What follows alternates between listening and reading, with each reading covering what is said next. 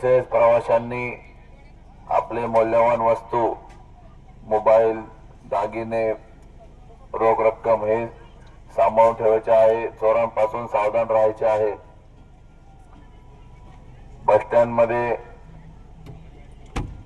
महिलांना खास करून विनंती आहे, बसमध्ये चढताना किंवा उतरताना आपल्या मौल्यवान वस्तू सांभाळायच्या आहेत.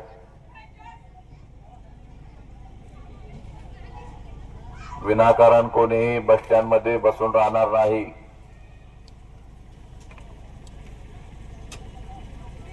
नियंत्रण कक्ष, आगार यांना तसे कोणी मिळून आल्यास तात्काळ पोलिसांशी संपर्क करायचा आहे व त्या इसमाची माहिती पोलिसांना द्यायची आहे.